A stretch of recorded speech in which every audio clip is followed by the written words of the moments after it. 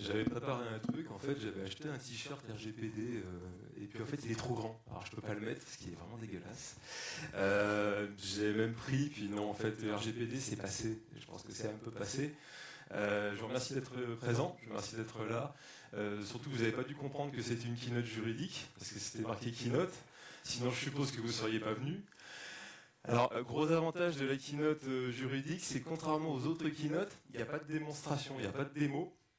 Il n'y a pas de démo produit, ce qui fait qu'il n'y a pas de risque de démo fail, il n'y a pas de plantage.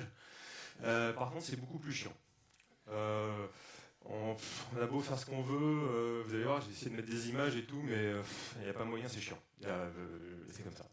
Donc merci de faire cet effort-là.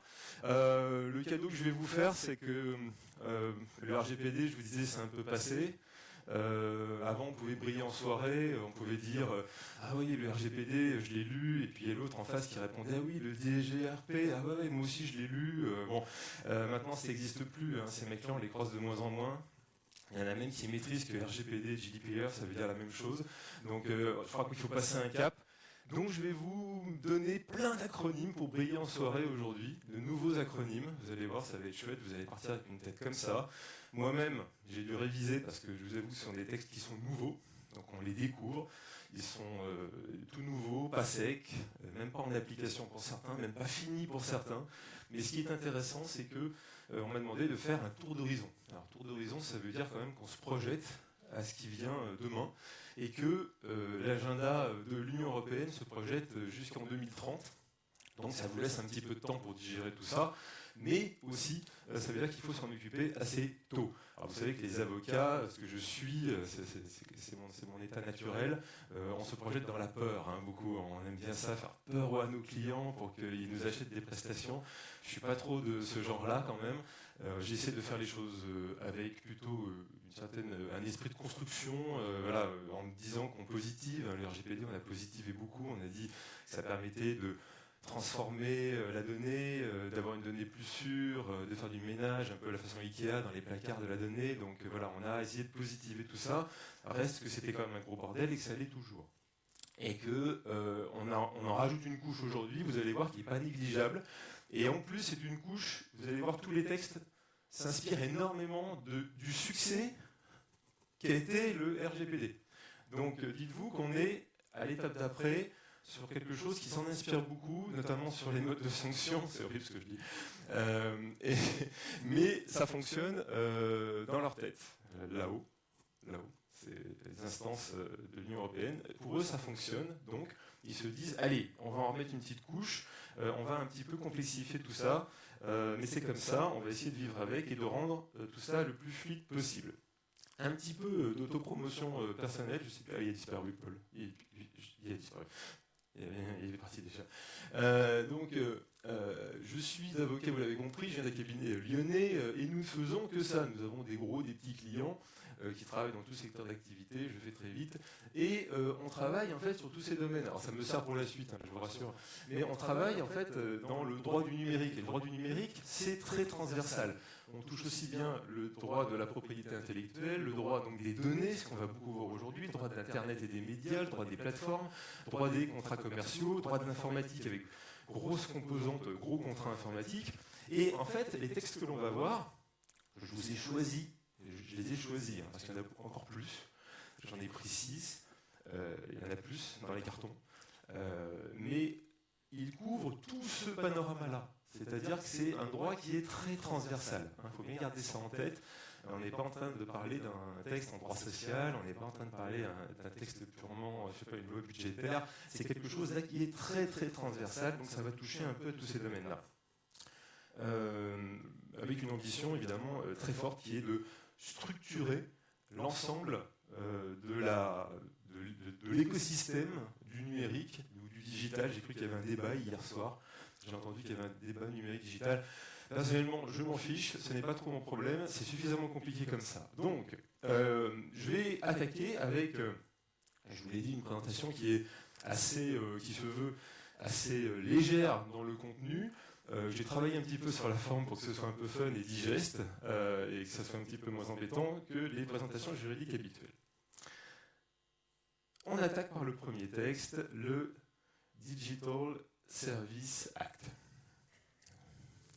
Alors j'ai mis une petite baseline à chaque fois. Un texte pour les gouverner tous. Alors, vous pouvez faire le... Voilà, pour que ça fasse un peu... Bon. Alors je pense que tout le monde a la référence. Alors vous allez voir, à chaque fois, il faut trouver la référence. Parce qu'il y a toujours un petit truc, je me suis embêté, hein, je vous avoue, j'y ai passé le week-end dernier, donc je me suis embêté.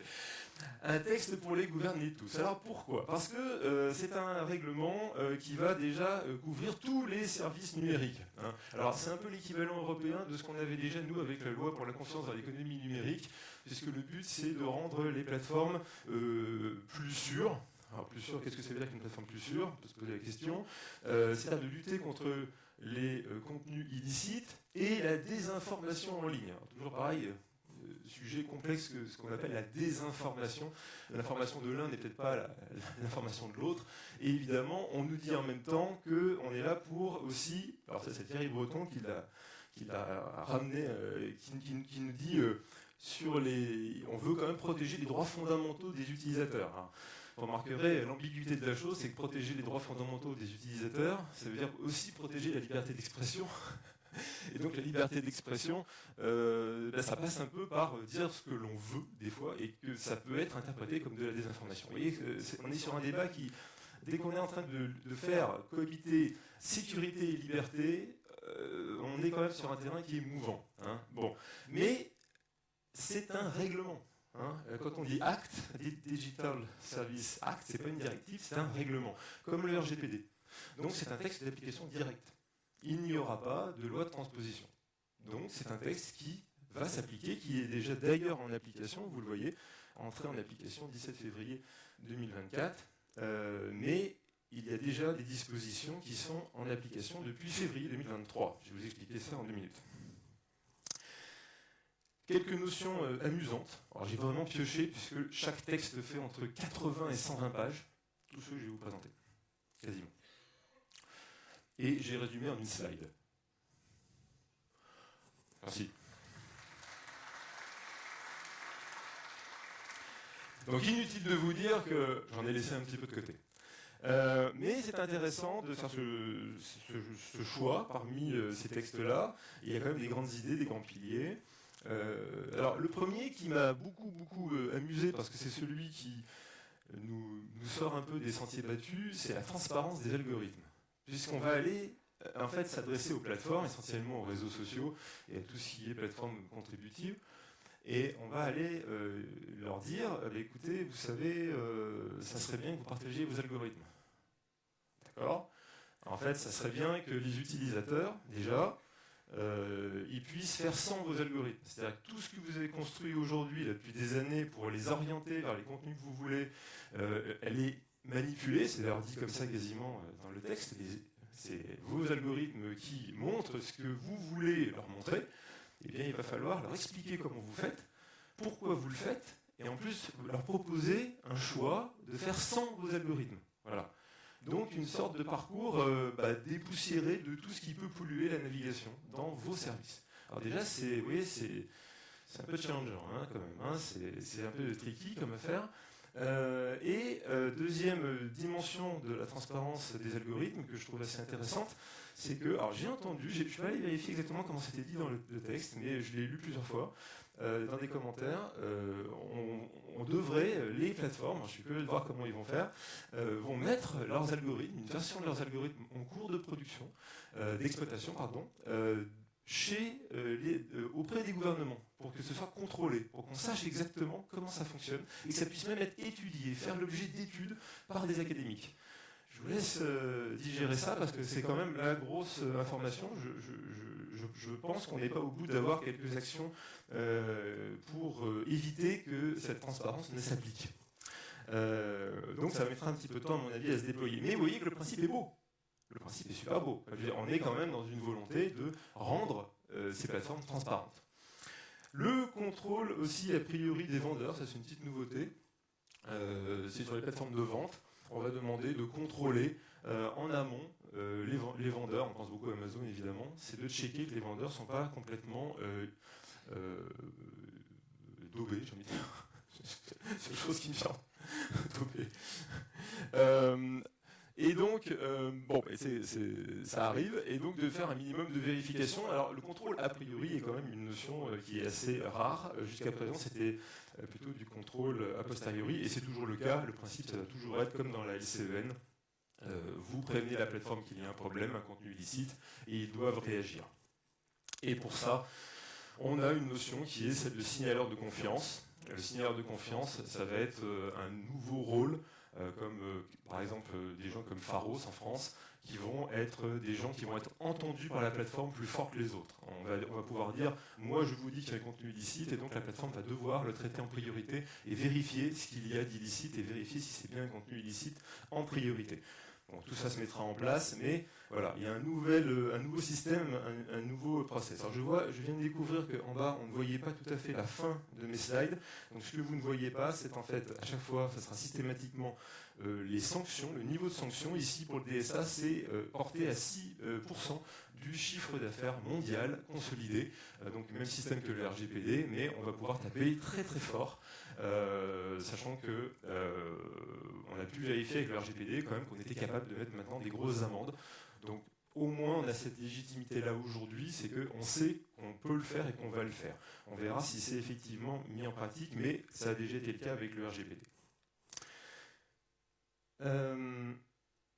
Deuxième texte.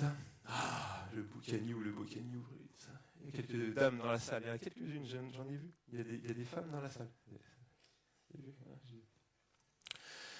Avec ce sous-titre extraordinaire que j'ai mis facilement 2 jours à trouver, le Baba Yaga des GAFAM. Alors là, tout le monde peut-être n'a pas la référence. Si vous n'avez pas regardé le film, là, c'est plus compliqué. Alors ceux qui, toujours pareil, ceux qui ont compris, expliquent à leurs voisins, pour éviter que toute la séance, après, ils continuent de chercher, parce que sinon, ils ne vont pas être concentrés. Donc expliquez-leur.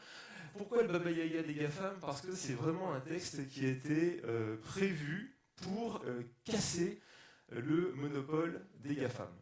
C'est ciblé, c'est même pas caché, c'est ciblé. C'est une volonté. Alors DSA et DMA ont été montés ensemble, ce sont 2 textes jumeaux. Là, on voit assez bien la différence, contrairement à ceux qu'on va avoir après, qui sont plus compliqués à appréhender. Là, le DMA, c'est assez simple. Donc, on veut casser les GAFAM, on veut casser leur monopole, et on a trouvé tout un tas de petites choses pour faire en sorte qu'on ne puisse plus avoir la main sur les utilisateurs, que ce soit des utilisateurs particuliers ou des utilisateurs entreprises. Le but, c'est qu'ils puissent partir plus facilement, qu'ils puissent faire sans ces GAFAM, qu'ils puissent s'extraire complètement de ce monopole. Et donc j'ai mis empêcher le verrouillage des professionnels. Et donc on se retrouve avec une vingtaine d'obligations qui sont très variées. Ça va de l'obligation très technique, où on dit vous allez devoir avoir une interface qui permet de faire ça, de changer, d'exporter vos données, de faciliter la portabilité. Ça va assez loin, et ça peut même aller à un contrôle, ce qu'on appelle ex ante, c'est-à-dire un contrôle a priori des concentrations d'entreprises. Aujourd'hui, le droit de la concurrence gère beaucoup les demandes, enfin le fait qu'il y ait un monopole. Et donc, vous avez certainement entendu parler un peu aussi aux États-Unis, ils luttent beaucoup sur ces effets-là de monopole, de trust. Eh bien, nous aussi, on lutte au niveau européen. Là, on va essayer de les gérer en amont. Alors, c'est un peu aussi une nouveauté, on va vraiment contrôler ça beaucoup plus en amont.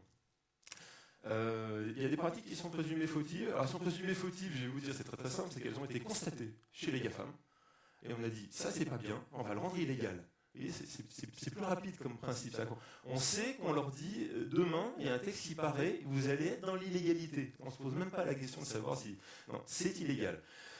Donc tout ce qui permet en fait d'emprisonner. Donc, je vous ai pris 4 exemples. L'auto-préférence. Alors là, on pense beaucoup au produit Amazon en fait, qui se met en avant. Et il met en avant ses propres produits. Et ça vaut à peu près pour tous les GAFAM. On a la préinstallation donc, sur les systèmes d'exploitation ou sur des systèmes comme Apple. où on va avoir une préinstallation évidemment de tout leur écosystème. Vous allez me dire oui, c'est un peu normal, on a vécu dans ce monde-là, et c'est exactement ce qu'on veut essayer de casser. C'est pareil sur du Microsoft, quand ils vous préinstallent tout ce qu'ils peuvent vous préinstaller, y compris évidemment sur les machines, vous avez toute cette préinstallation qui est faite avec Microsoft, avec du Office et toute leur suite en général. Donc ça, c'est des choses, il faut faciliter le fait de pouvoir sortir de cette logique-là, des écosystèmes propriétaires et évidemment tout ce qui est référencement par défaut. Bon, je ne l'étale pas parce que sinon je vais exploser le timer. On est à combien, Paul? Ça va? Bon. On est pas mal, on est pas mal. Donc là, on passe par des... Alors, je suis désolé, ça vous mange vraiment le bas. Et là, pour le coup, ça mange quelque chose d'important. On a un délai qui est jusqu'à mars 2024 pour que les contrôleurs, ce qu'on appelle les contrôleurs d'accès, qui est la même chose en fait que les gatekeepers. Les gatekeepers, ça fait tellement mieux que contrôleurs d'accès. Vous avouerez que on est quand même pas gâté. Ça me rappelle une histoire, j'aurais pas le temps de la raconter. Ah si, je la raconte. J'avais un client qui importait une entreprise, qui était représentant français d'une entreprise, qui faisait des simulations pour les militaires, des simulations d'organisation sur le terrain de jeu, là, ce qu'on appelle un champ de bataille.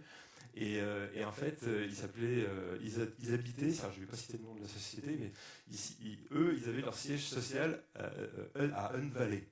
Et sur la carte de visite, il avait d'un côté Hun Valley, et de l'autre côté, il avait son adresse, lui, en France, c'était rue de l'Arabe à Lantivy. Vous voyez la différence de culture? C'est là que ça joue, en fait. C'est là que ça joue.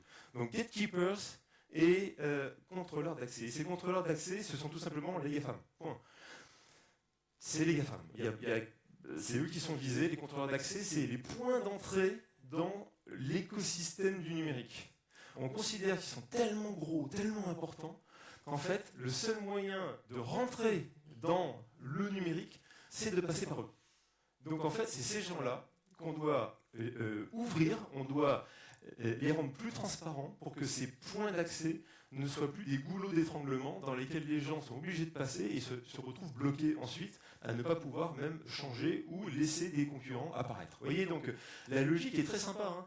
Je vous dirais même que ça me rappelle la grande époque du libre, hein, j'ai l'impression de faire une conférence de Richard Stallman. Vous voyez, c'est pour vous dire. On est dans du logiciel libre, hein, quasiment. Vous allez voir que jusqu'à la data, il y a une volonté d'ouverture. En tout cas, il y a une volonté. Je ne sais pas comment ça se traduira. Alors là, c'est carrément 10%. La paye maximum, c'est 10% du chiffre d'affaires mondial consolidé. Ça commence. Et si ça ne va pas assez vite, si ça ne suffit pas, on peut carrément interdire certaines concentrations, certaines fusions, certaines acquisitions. Donc les sanctions peuvent être très très lourdes jusqu'à bloquer carrément des acquisitions et jusqu'à bloquer même le service sur le territoire. Ça, je ne sais pas si ils auront le courage, pour ne pas dire autre chose, de le faire.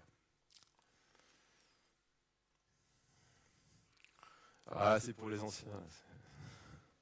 J'ai pas pu résister. Le Digital Governance Act. Alors celui-là, c'est pas le plus simple. Hein. On va rentrer dans la zone nébuleuse. Là, pour l'instant, c'était clair, c'était bam, bam, bam. Là, on va rentrer sur le DGA ou les aventuriers de la donnée perdue. Alors, je pense que je sais pas si tout le monde a la référence. Si quand même, si. Le but, c'est d'aller créer un marché unique de la donnée. Et c'est pas simple de créer un marché unique de la donnée, puisque la donnée, elle est très très propriétaire aujourd'hui. Donc on va donner aux consommateurs et aux entreprises encore plus de contrôle. On va essayer de leur donner la capacité d'aller contrôler ce qui peut être fait avec les données.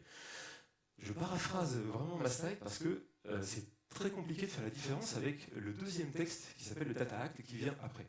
Le DGA, il a son petit frère qui s'appelle le Data Act. Ils ont été conçus ensemble et la différence entre les deux est vraiment très très subtile à comprendre, à tel point que la plupart des commentateurs aujourd'hui ne la comprennent pas tout à fait. On a l'impression que les deux auraient pu faire un seul texte. Bon. Mais on a quand même des notions intéressantes, notamment celle de tiers de confiance.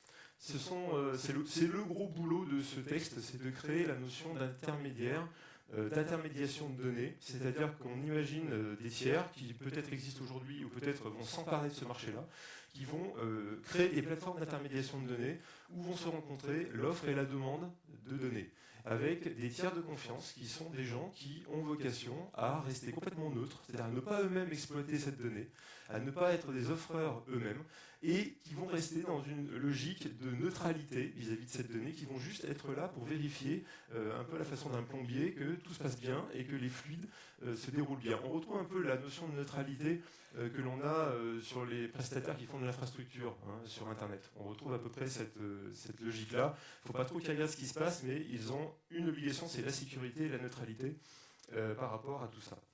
Et puis, on a une volonté, c'est quand même de créer un écosystème.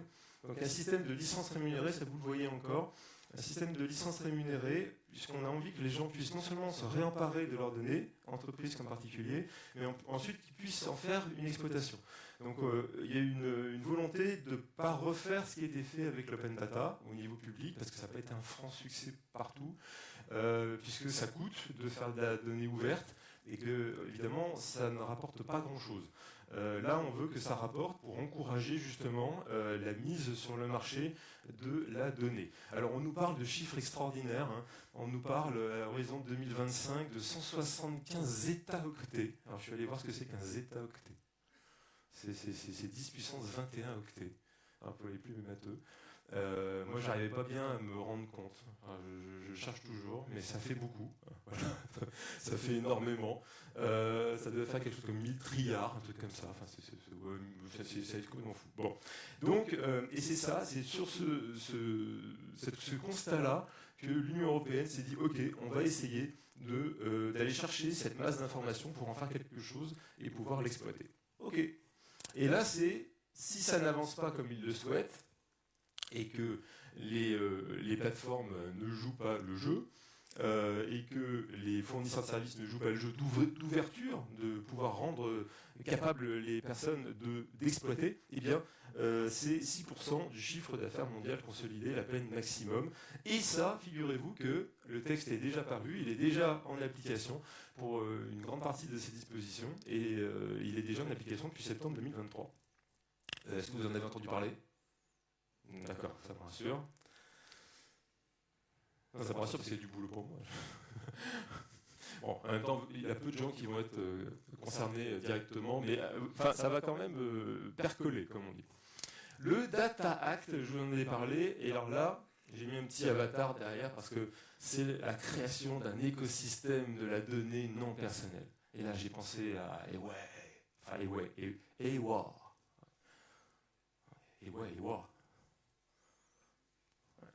C'est pareil, vous expliquez à votre voisin, parce que sinon... Alors, vous, là, ils ont vraiment envie d'aller chercher... Au début, c'était très ambitieux. On voulait aller chercher toute la donnée, sauf la donnée personnelle, puisque là, c'est compliqué. On voulait éviter aussi, ensuite, les données qui sont protégées par un droit de propriété intellectuelle. Ensuite, on a enlevé tout ce qui était secret des affaires. Ensuite, on s'est dit que de toute façon, là, les plateformes, elles ne voudraient jamais partager toutes les données qu'elles ont sur les utilisateurs, que ça ne serait pas possible de leur tordre le bras. Donc, au final, on est à peu près sur l'IoT. C'est-à-dire qu'on va essayer de récupérer, de rendre accessible et d'encourager les fabricants et les producteurs de services qui ont un rapport avec tout ce qui est objet connecté, de rendre la donnée plus disponible. C'est-à-dire plus facile à extraire, plus facile à utiliser. Fluidifier l'accès à la donnée, expliquer, le texte est là vraiment pour dire qui a droit à quoi, notamment aussi l'État, à quoi l'État a droit en matière de données, parce que de temps en temps l'État a besoin d'accéder à certaines données en priorité, et là il s'est réservé une backdoor en disant moi j'ai besoin d'accéder à ça, il faut que j'accède à ça, vous réfléchissez pas, vous me la donnez. Voilà, donc c'est un texte, c'est pratique, comme ça c'est pas illégal en plus, il y a un texte qui le dit. Ça évite qu'il le fasse en douce, je sais ce que certains pensent. Faire de certaines données un bien commun. Alors, vous voyez encore cette volonté d'ouverture. On veut que la donnée soit un bien commun comme les. Je crois que c'est un représentant de l'Union européenne, je ne sais plus qui a dit finalement, c'est comme, vous voyez, l'horizon, la vue. Ça appartient à tous, c'est un truc beau et tout. En fait, ça marche pas comme ça du tout. Ne rêvez pas, c'est pas possible. Mais c'est la volonté. Donc, moi, je respecte. Alors, j'ai noté un exemple, voilà, obligation de rendre accessibles les données générées par l'utilisation des objets connectés et services connexes, parce que c'est en fait le gros truc que tout le monde cite en exemple, parce que quand on cherche bien, on voit pas bien comment ça va fonctionner autrement que comme ça. Donc voilà. Mais c'est le data. On a vraiment l'impression que le DGA et le DA auraient pu être quasiment fusionnés. Et certains disent oui, on pose les moyens, un autre pose les droits. Je ne suis pas très très à l'aise avec la distinction. Je pense que il faudra tout le temps traiter les deux l'un en face de l'autre. Ok, et ça c'est 6% du chiffre mondial, la peine maximum.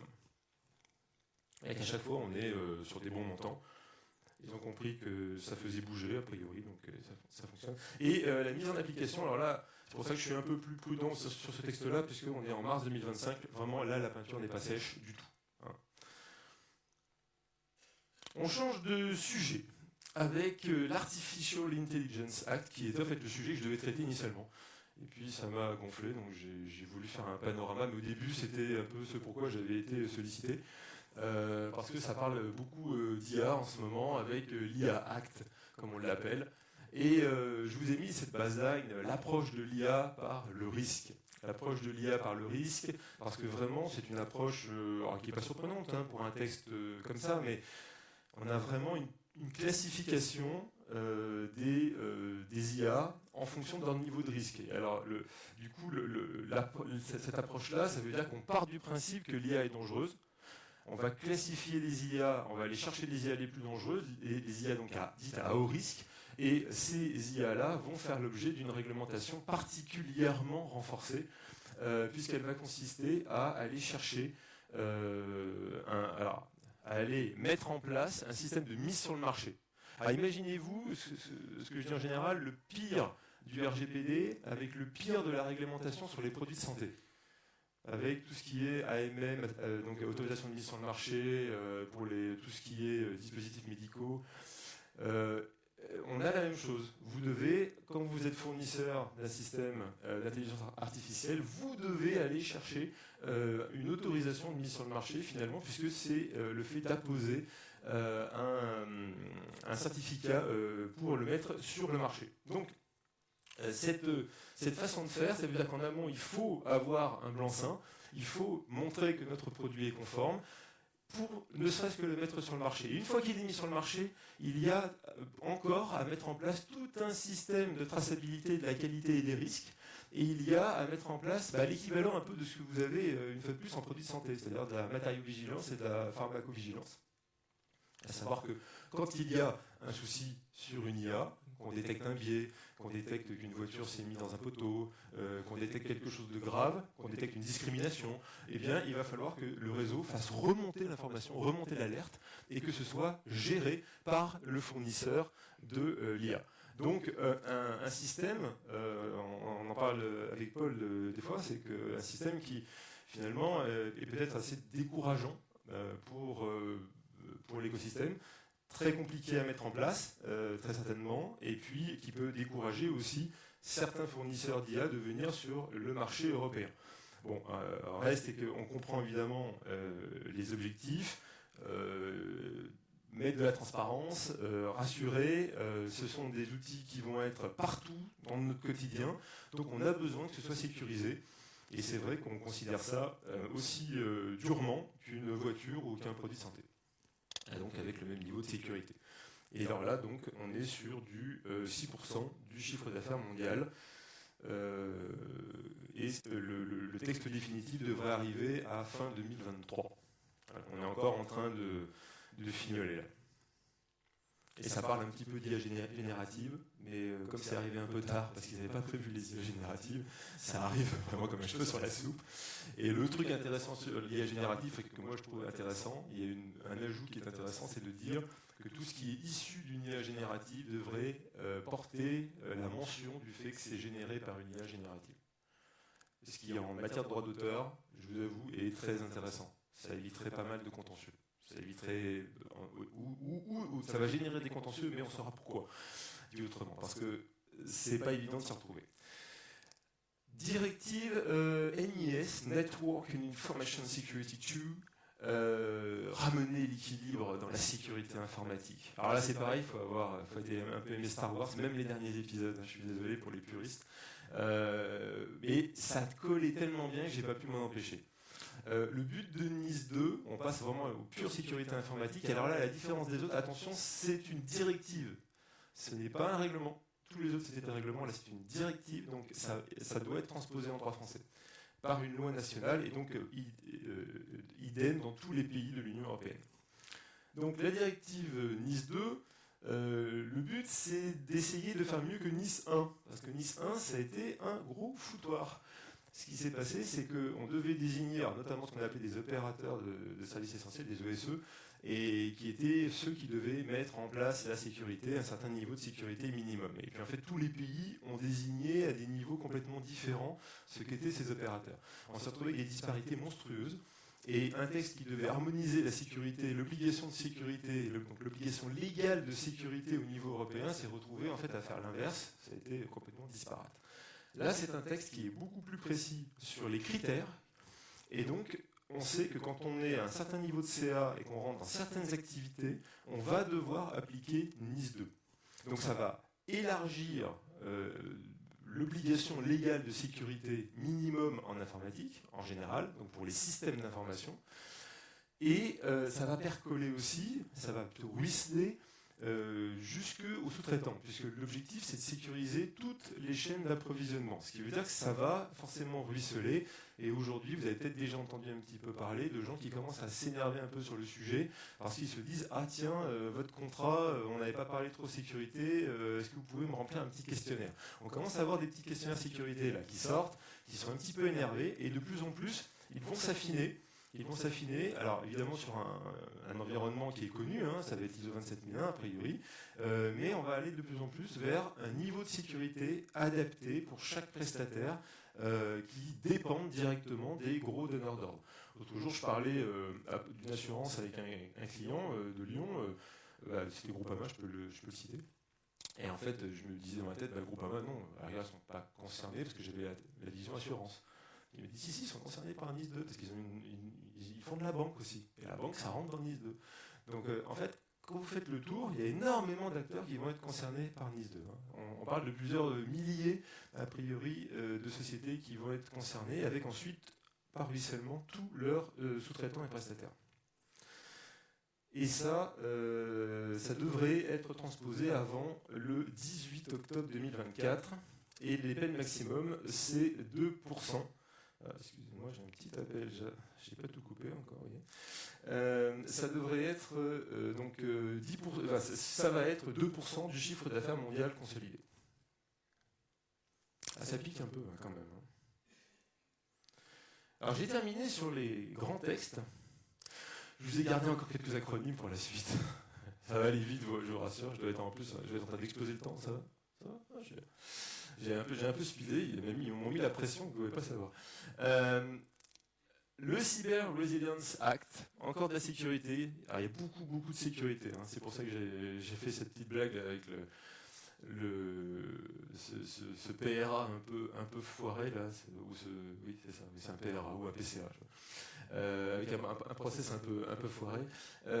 Donc le Cyber Resilience Act, je vous en parle pas, mais c'est juste pour vous dire qu'il existe. Ça concerne plus tout ce qui est device, c'est la sécurité embarquée des devices avec donc de l'IA, un système embarqué, donc tout ce qui est IoT principalement. Et il s'occupe de rendre cette partie-là en fait sécurisée. Donc c'est pareil, c'est le même principe que Nice, mais c'est sur les devices, pas sur les systèmes des entreprises. Directive sur la résilience des entités critiques. Là, on est plus sur les aspects hardware, sécurité physique, les portes. Vous n'avez pas oublié de mettre des verrous aux portes. En fait, ça ne sert à rien de faire de la cyber si les gens peuvent rentrer et piquer le serveur. C'est un peu le principe. Règlement sur la résilience opérationnelle. Ah mais c'est marrant, il y a un truc que vous... Ah oui, c'est... Ok, à chaque fois je me fais avoir. Règlement sur la résilience opérationnelle numérique du secteur financier, c'est l'équivalent de Nice 2, mais pour le secteur financier, et ça s'appelle DORA, et tout le monde, alors pour le coup dans le secteur de la finance, là, est comme ça, DORA, DORA, DORA. Donc c'est pas DORA l'exploratrice, pour ceux qui ont des enfants en bas âge, ça n'a rien à voir, je vous dis. Et le dernier que vous ne voyez pas, c'est le règlement EIDAS. Alors attention, pour Electronic Identification and Trust Services, c'est la suite de EIDAS 1. C'est pas pour rien que j'ai pris des titres de films, c'est que nous aussi on a des séquelles. Et EIDAS 2 s'occupe essentiellement de mettre en place, vu que la signature ça a été fait, les coffres-forts numériques ça a été fait, EIDAS 2 vient mettre tout ce qui est wallet numérique en place, donc le fameux passeport numérique qui va tout faire au niveau de l'Union européenne et qui va permettre à l'Union de savoir où vous êtes partout, tout le temps, et ce que vous faites. Ouais, on en rêve. J'adore. Je vous ai parlé de liberté, je vous ai parlé d'ouverture des données, je vous ai parlé. Alors c'est vrai que ça fait bizarre après, on retombe. Ils veulent quand même nous suivre, quoi. Une réglementation, donc, vous voyez, une réglementation globale qui a de grandes ambitions. Vous voyez mon côté un peu, j'aime pas être tracé. C'est pas pour rien que je fais de la protection des données personnelles. J'ai mis Alex qui dit ah, merci, on est tellement rassurés maintenant que vous nous ayez tous sauvés avec ces textes, c'est tellement génial. C'est vrai qu'ils sont là, on comprend, pour protéger les utilisateurs. Ils sont là aussi d'une visée qui est très protectionniste. Il y a vraiment une volonté de protéger le marché de l'UE. Ils s'en cachent même plus. On a tellement une pression qui est mise par les GAFAM qu'en fait l'UE dit ok, le but c'est de casser ça et de reprendre la main. Obliger à la transparence, ça je trouve que c'est plutôt pas mal. Ouvrir les boîtes noires, ça c'est plutôt très bien. Créer ou favoriser des marchés, on verra, mais en tout cas le but c'est de créer un marché de la donnée et puis exporter le droit européen, une visée très politique. Faire comme les Américains, utiliser le droit comme on l'a fait avec succès, une fois de plus, je sais pas, avec le RGPD, pour exporter, en exportant notre droit, on exporte notre influence. Donc le but c'est de faire des textes qui sont extrêmement ouverts en termes d'applicabilité. C'est-à-dire que la plupart de ces textes-là, je ne vous l'ai pas fait parce que c'est très long à expliquer en général pour chaque texte, mais comme le RGPD, à partir du moment où vous avez un citoyen européen qui est concerné, le texte va s'appliquer. Ce qui fait que même des acteurs qui ne sont pas établis dans un des États membres vont se retrouver à être concernés par ce texte-là. Donc deux choix. Soit ils jouent la règle du jeu et ils peuvent continuer à vendre leurs services, leurs produits, leur IA, parce que l'IA aussi fonctionne comme ça, l'IA sur le marché UE, soit ils refusent et on ne les a plus. C'est tout simple, comme ça, dit comme ça. Donc soit le marché de l'UE est suffisamment intéressant, c'est 450 millions de personnes, soit ça ne les intéresse pas et ils feront sans nous. Voilà. En tout cas, ça c'est... je vous disais, on verra s'ils ont le courage de le faire, puisque dans beaucoup de ces textes, une des sanctions, c'est vraiment, vous ne respectez pas, au-delà de l'amende, si vous continuez, on vous vire. On coupe le service. C'est très très engagé.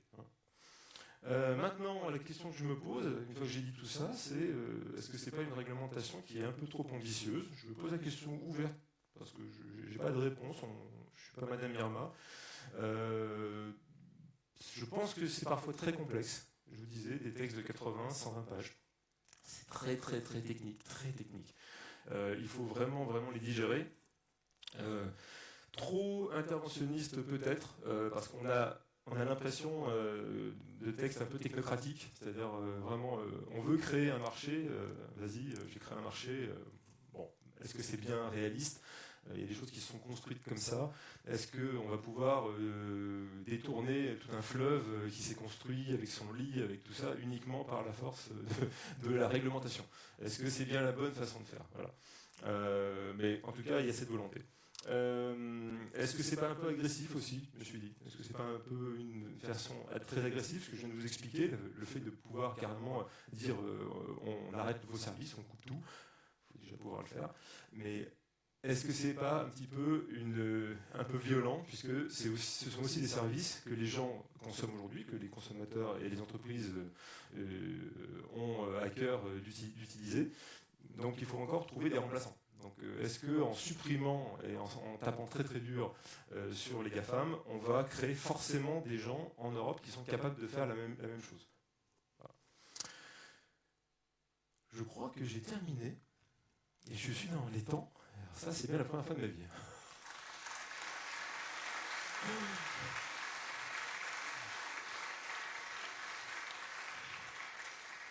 S'il y a des courageux pour poser des questions, je veux bien tenter d'y répondre. Il y a une question là-bas.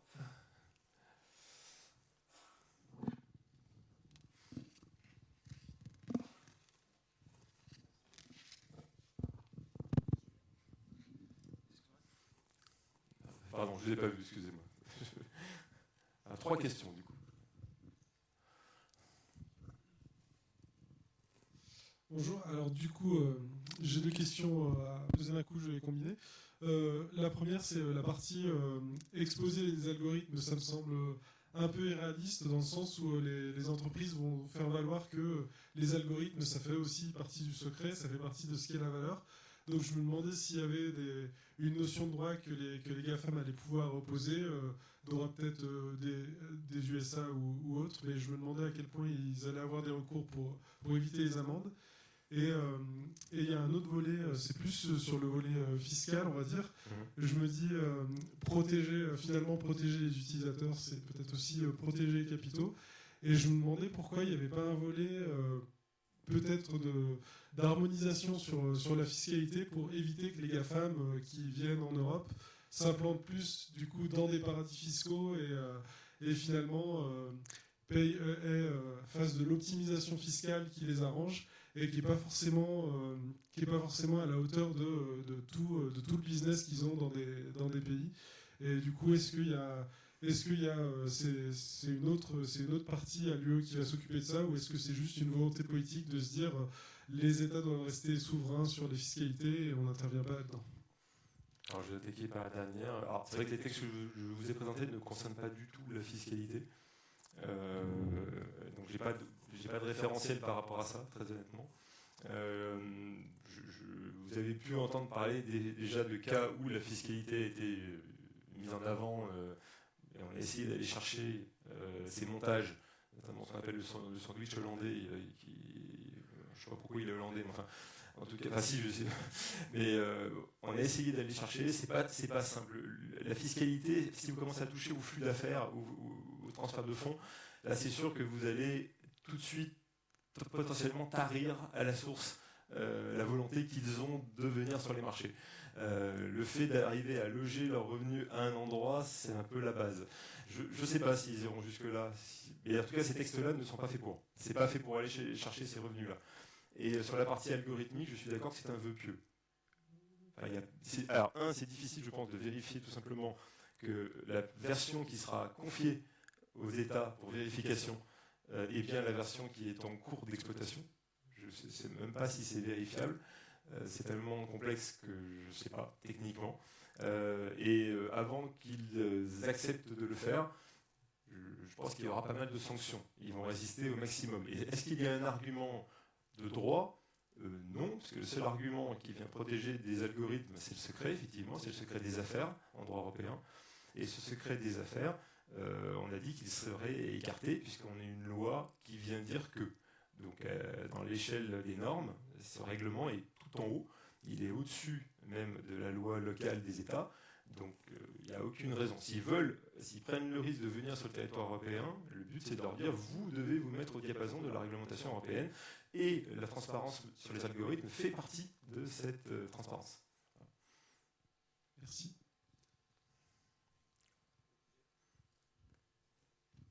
Moi ?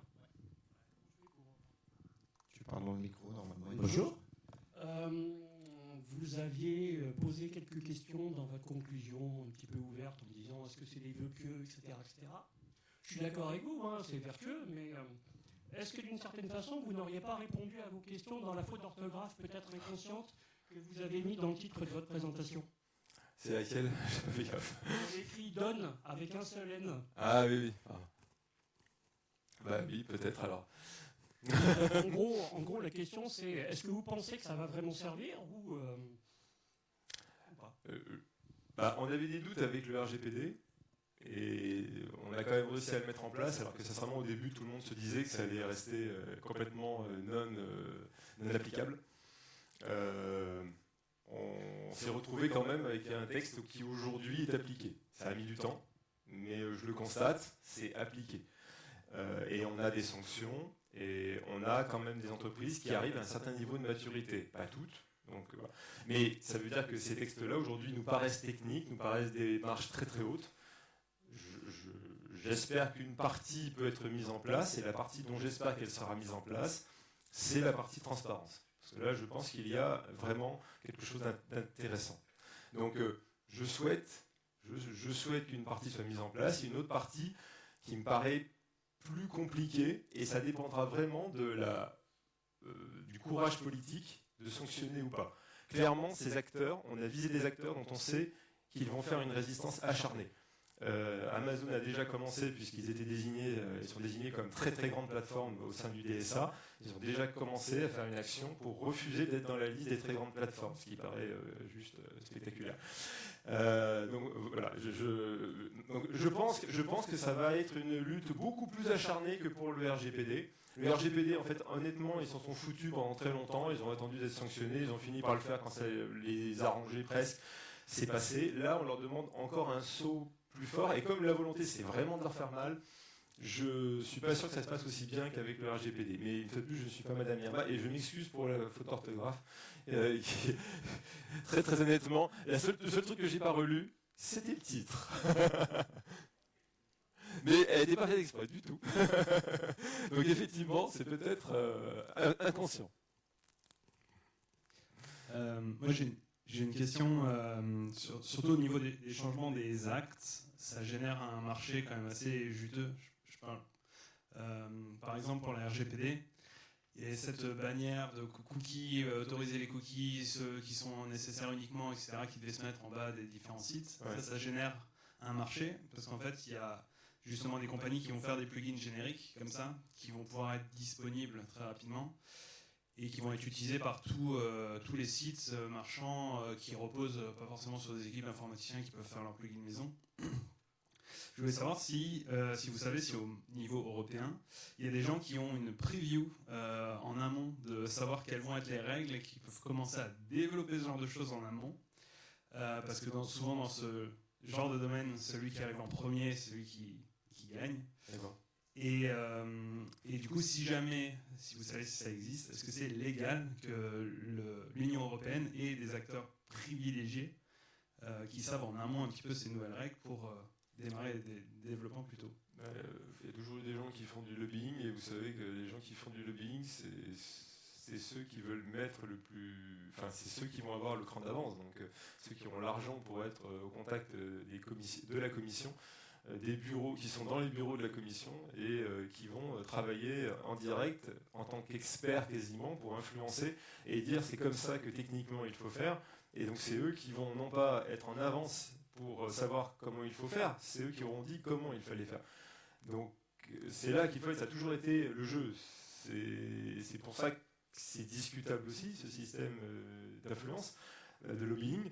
Mais c'est comme ça aujourd'hui qu'il faudrait faire. Donc, en général, c'est des très gros acteurs qui sont sollicités parce qu'ils sont censés être représentatifs. Et malheureusement, ça amplifie le phénomène d'avance qu'ils ont déjà. Donc, ma réponse n'est pas très positive. Quand on est un petit acteur, c'est compliqué d'avoir ces informations-là. Alors des fois, on peut en jouant des coudes être dans des commissions d'experts, mais par contre, ça demande énormément d'investissement et de temps pour rentrer dedans. Il faut avoir quelques contacts pour rentrer directement auprès de la commission et être sollicité et être dans la boucle en fait. Il faut être dans la boucle de ceux qui sont sollicités. Et même en étant petit, j'ai eu des cas où j'ai vu pour certains aspects des clients qui étaient consultés. Voilà. Donc, je pense que, mais il faut avoir le réseau. Petite question sur l'IA. Vous avez parlé de l'IA, pardon. Oui. Ok. Donc vous avez parlé des certaines obligations sur l'IA qu'il va y avoir avec les nouveaux textes. Et qu'est-ce qu'il en est de tout ce qui est dans l'open source et qui, entre guillemets, appartient à la communauté, qui va être responsable de ces choses-là, qui va devoir rendre des comptes ou pas sur ces choses-là? Alors, ça dépend. Alors, déjà, pour chacun des textes, en fait, la réponse est un peu globale. Pour chacun des textes que je vous ai montrés, il y a quasiment une autorité, soit qui va être créée, soit qui va être missionnée, qui existe dans les pays. Donc, par exemple, vous avez là pour la directive NIS 2, on va retrouver l'ANSSI, vous voyez, qui va être désigné.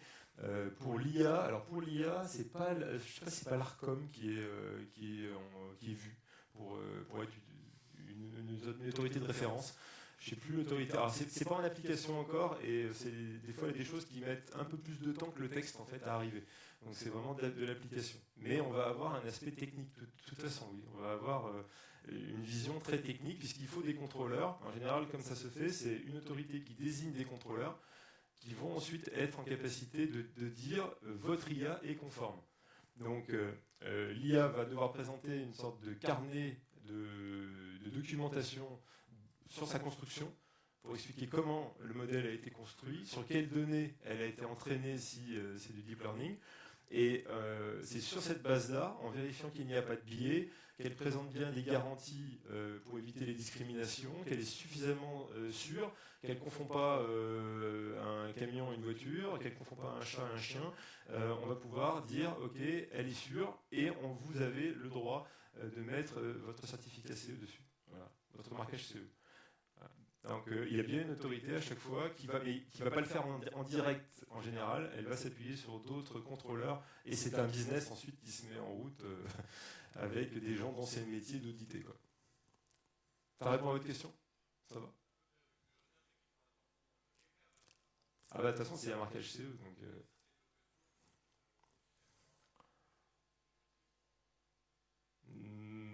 alors sur la mise sur le marché, oui, si c'est de l'open source, pour mettre sur le... Non, en fait le problème c'est la mise sur le marché.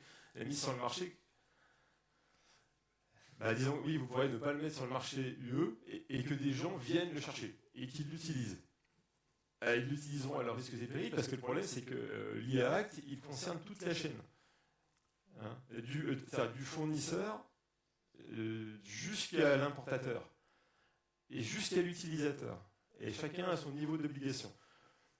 Donc ça veut dire quand même que même l'utilisateur qui utilise à la fin, intégré dans son produit, un système d'IA qui ne serait pas marqué CE, il prend un risque et il met en cause sa responsabilité. Il met en jeu sa responsabilité. Et il y a une question devant aussi, Paul, après. Oui. Moi, ça va être court parce que vous avez en partie répondu à ma question là à l'instant. Mais sur les médicaments avec une AMM, ça ne suffit pas ensuite. Toute modification, même mineure, demande de faire des demandes de variation. Est-ce qu'il y aura la même chose pour tout ce qui est intelligence artificielle? Dès qu'il y a une petite évole, il y aura aussi toujours un suivi, des contrôles, toujours l'obligation de faire appel à l'autorité, d'envoyer un dossier pour autorisation, conserver le marquage. C'est le principe. Alors, je pense que sur la finesse de l'application, par exemple, qu'est-ce qui est une petite évolution, une grosse évolution? Une grosse évolution, ça serait par exemple, mon IA va changer de finalité. On a un peu la notion de finalité, hein, aussi comme dans le RGPD. Donc, elles sont classées en fonction de ce à quoi elles doivent servir. C'est pour ça notamment que les IA génératives posent problème, parce qu'on ne sait pas à quoi elles vont servir. Donc, sur un grand changement de finalité, on peut supposer que, oui, là, il va falloir repasser carrément par même le système de marquage CE, il va falloir la refaire valider avant de la remettre sur le marché pour cette nouvelle finalité. Par contre, sur une évolution, par exemple, du modèle, non, le but, c'est juste du contrôle. C'est juste de voir si le modèle ne conduit pas à des choses dangereuses. L'objectif est juste là. Et en termes de dangerosité, je faisais la comparaison, mais je ne pense pas non plus qu'on soit quand même sur la même dangerosité que pour le médicament. Enfin, pour une IA, ça se voit tout de suite, je dirais. S'il y a une dangerosité, on va la constater tout de suite dans les faits. Elle va donner des mauvaises solutions, elle va mal orienter la personne, donc ça va se voir assez facilement. Et c'est ça qu'on veut contrôler. Voilà. Donc il faudrait vraiment, si elle dévie complètement, ça par contre, on veut le surveiller. Si elle dévie, ça veut dire qu'il peut y avoir une suspension, le temps de recadrer, le temps de dire, ok, elle est en train de dévier complètement de sa fonction, et on ne sait pas ce qu'elle devient, elle devient dangereuse. Voilà. Donc, et on a toujours le spectre, vous savez, de l'IA forte. C'est pour ça que j'ai mis du Terminator, c'est qu'on a vraiment la logique de Skynet, quoi. Bon. C'est comme ça que je comprends le texte aujourd'hui. Merci Gérald, je suis désolé pour les questions qu'il y avait. Merci.